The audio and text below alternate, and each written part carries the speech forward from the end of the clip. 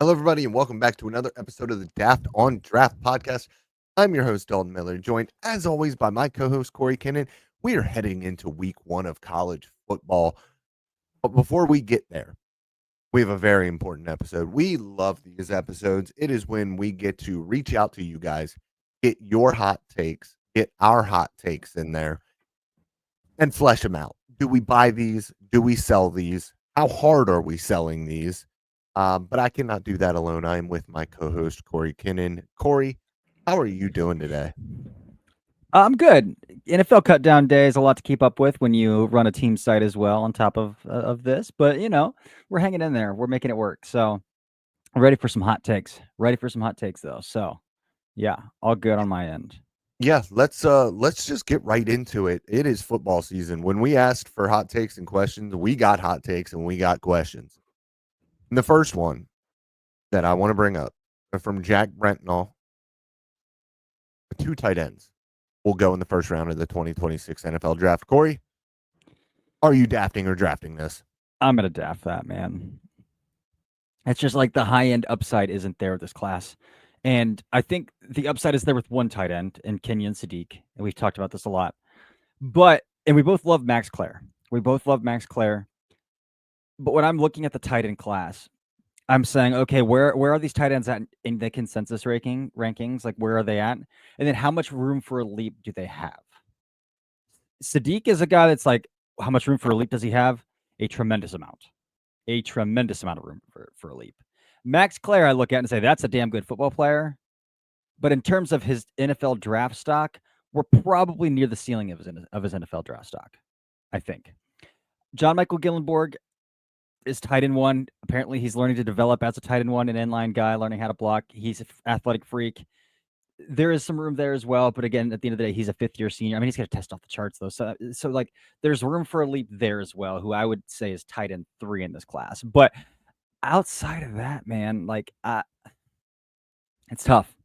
It's tough out there. So, given how I think that Max Clare's ceiling is kind of capped off right now in terms of his draft stock. Not like his profile as a player, but it's kind of his draft stock. Like, I don't think it has that much room for improvement. I'm going to say 1, and so I'm going to draft it. Yeah, I'm going to disagree with you here. I'm going to Okay. draft it. And the reason why I'm going to draft this is because I do think that there is significant upside with both of the tight ends that you talked about, and I do really like Max Clare. But the bigger thing that I am kind of reaching into here is that I think this class stinks.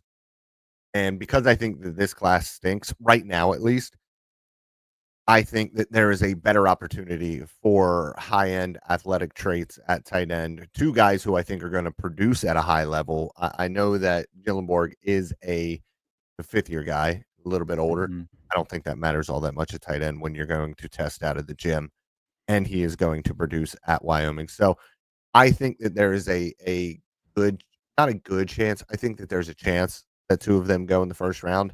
And Mm-hmm. because I don't like this class, and because I just wanted to argue with you a little bit, I'm going to draft this. I don't hate it. I don't hate it. All right. Next one's interesting. Yeah, the next one from Anthony Russo.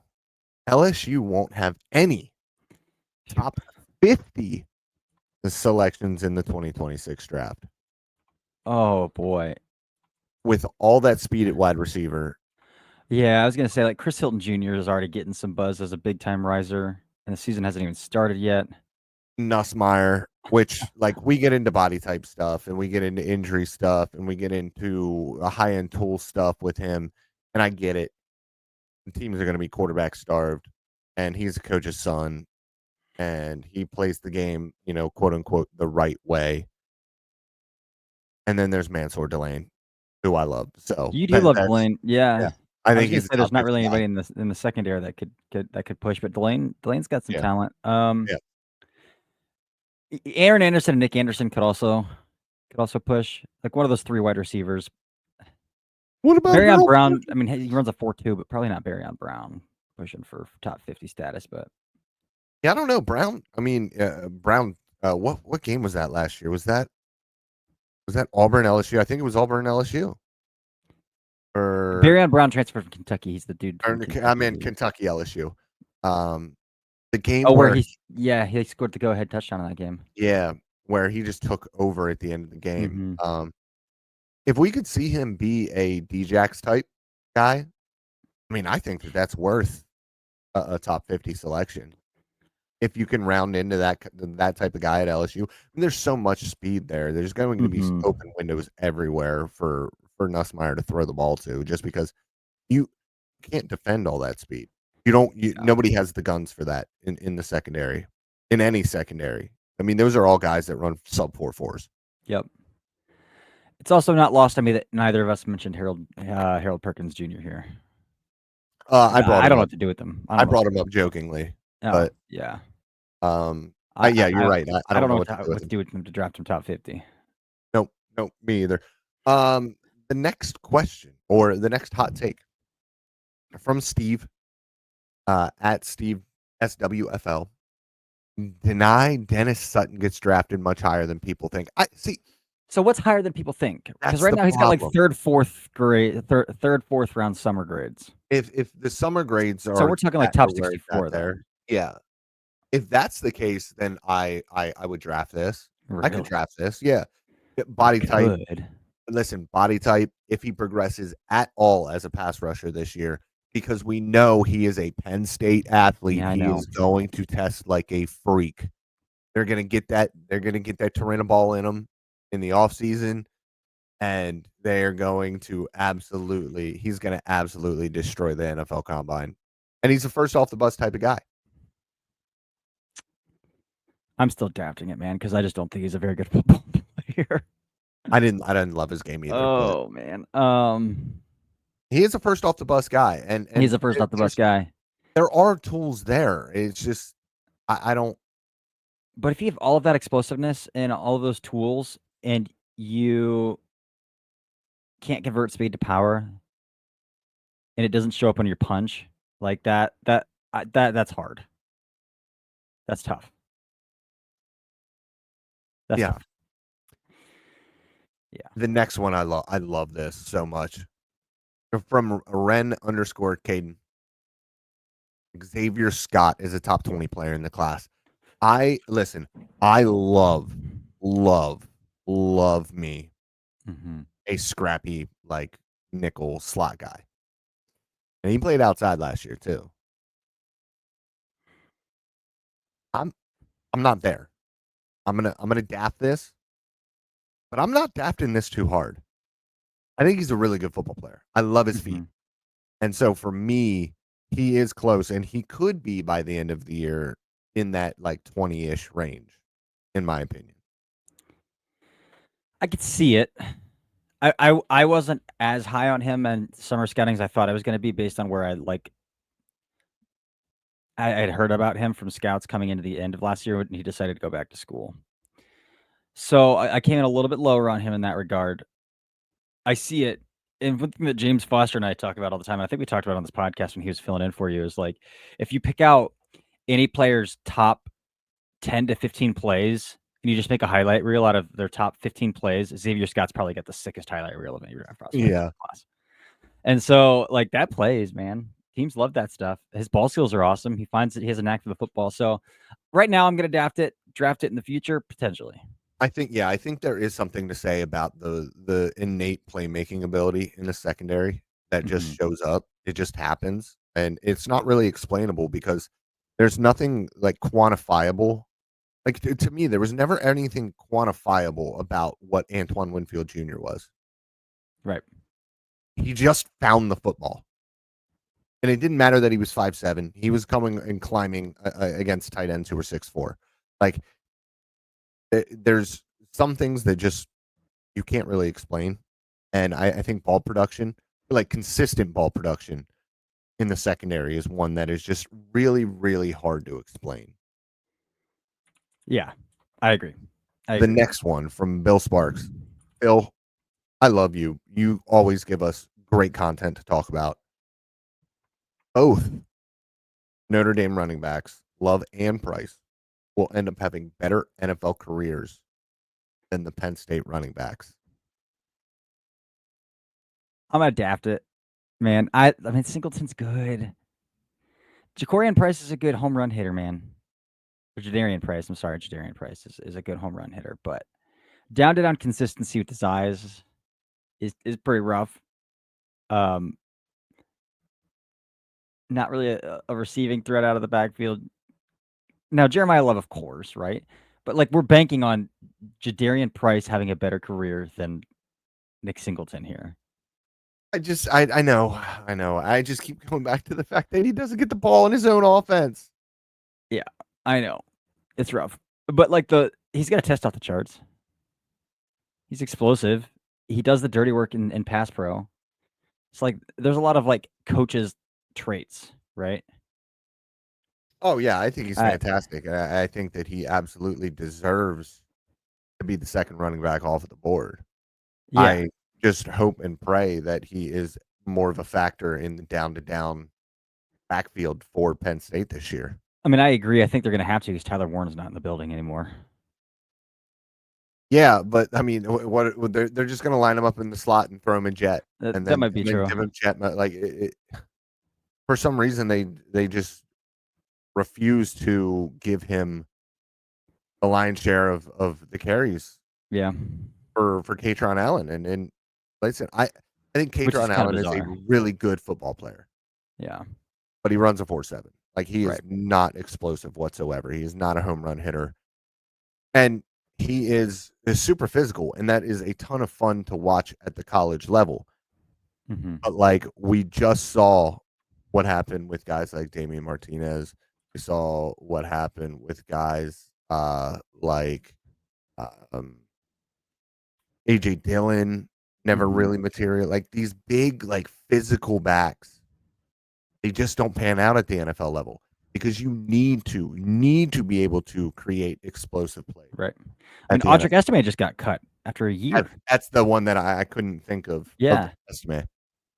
Yeah. So like, I 100% agree. And I will say Singleton runs way more downhill than you would think for a guy his size. Like, again, he runs pretty flat footed, like Pacheco. He's a Pacheco style runner where like the earth shakes when he runs. But yeah, I mean, he's explosive. He's explosive. Mm-hmm. Yeah. So I'm drafting it. This one I love. I love this one so much. From Jim W., the draft professor. Eugene Wilson will be a top 32 pick the year that he declares. Ooh. I think doesn't necessarily mean this year. Doesn't necessarily mean this year, but Lagway is there. If they use him as a real wide receiver and he shows up, I'm not saying that he is Jalen Waddle because I think Jalen Waddle was unbelievably fluid. Mm-hmm. And I just haven't seen enough of Wilson tape to know how fluid he is. Yeah. But my God, is he explosive. My God, is he fun to watch with the ball in his hands. Mm-hmm. And this is a dude who has been at it in a little bit of a niche role, which, listen, Jalen Waddle was in a very niche role at Alabama for a very long time. But Wilson showed up and absolutely jumped off of the screen at me as a true freshman in Florida on a bad football team. Yeah. So I could definitely see this, and I am going to draft this because of it. Damn. So my issue is how often and he's coming off of a 4-game season a year ago with only 19 catches. He was on pace for the same pace in 2023, where he had 538 and 6, which I'm not going to hold stats against him because, like, I love Chris Bell, and Chris Bell had 600 yards receiving last year. So, like, I'm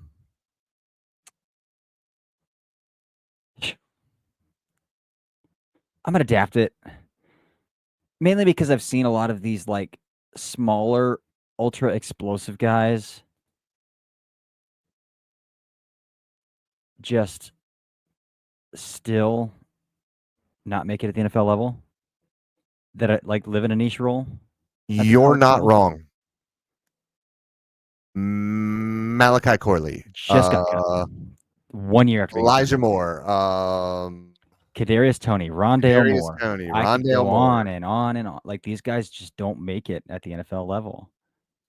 Yeah, and Rondale, But for injuries had played transparency a purposes, I mean, he came into the NFL with the softest of soft tissues. yeah. Like, that dude's hamstrings and like, all of it. His body, he was so explosive that his body, it just couldn't keep up. Yeah. His tendons and ligaments just couldn't keep up. So yeah, that's a tough one, but we have consistently seen that at the NFL level. You have to really have a role, and Yep. you're right. Unless Wilson really rounds into a 3-level threat, it is tough to see the NFL loving him that much. Right. I mean, what's the best case scenario for? I mean, I guess Jalen Waddle will probably be the Yeah, best case. Waddle But is the even best Waddle, case like, scenario. he'll win 15, 20 yards down the field consistently. You know, Mhm. like I'm looking at a guy. I was like, well, maybe that's Khalil Shakir, where he catches a million bubbles from Josh Allen, or like a million stick routes from Josh Allen. But like, that's like the best thing that I can think of right now of one of those guys. You know. Yep. Yeah. So that's rough. That's a rough one for me to buy into right now. Rough one for me to buy into. From Den, Emeka Egbuka will be the most productive. He said the second, but that's coward stuff. Yeah. Will be the most productive rookie wide receiver this year. Daft or draft? So we're gonna go most productive. If we're going most productive, I'm probably gonna Daft it just because Ted McMillan's on pace to have like a 40% target share in Carolina. Like, he's gonna get target after target. I will say with Tet, he had some pretty awesome over the shoulder tracks and catches. He wasn't necessarily open on any of the big plays he made in the preseason. I think that's going to be a trend still for him at the NFL level. Could hamper some production. Are we counting tight ends in this conversation as well? No. Okay. I was gonna say Colson Loveland might have a year. Nah, there's too many mouths to feed there. You know what? I will draft this, man. I will draft this. Chris Godwin's not gonna play football till at least October. Like, it's gonna be October before we see Chris Godwin. Baker Mayfield throws the football 40 to 50 times a game. He'll throw to any freaking window he wants to. Like, somebody has to be on the other end of those footballs other than Mike Evans. Like, I'm glad you came around on this. I'm gonna draft it. I'm glad you came around on this because I'm in the exact same boat. I'm drafting this. Absolutely. Yes, he will be the second target in Tampa, where Tet will be number one. But right, but the second target in Tampa, like, Chris Godwin gets going more to get targets targeted than because they Mike are Evans going every single year. exactly. They're gonna. Yeah, that is true. That is also true. And Egbuka, the way that he works the middle of the field, he might out target Mike Evans. Now he might not be as productive or explosive as Evans, but man, was he good in the playoffs. And man, has he been a professional receiver for the last 3 years. So I think there's a very good chance that he could be the most productive rookie and could potentially out target Mike Evans in the same offense. Mm-hmm. So, yes, I'm going to draft this as well. And that is all the hot takes that we had for today. It is. That is all of them. We drove through those things. We did. A nice little 20-minute episode here. We will do a mailbag for tomorrow's episode. And then I'm going to be out for a little bit, so Dalton's going to find some subs early next week, because it's my anniversary and I'm going to Michigan, little St. Joe's, Michigan retreat. So, but we are going to look forward to the week 1 slate. We are. It's our first little preview episode of the year, so I love that. Not enough good games to do that last week with week 0. So, but yeah, I think that's all I got, man. You got anything to add? I do not. No. That's awesome. it.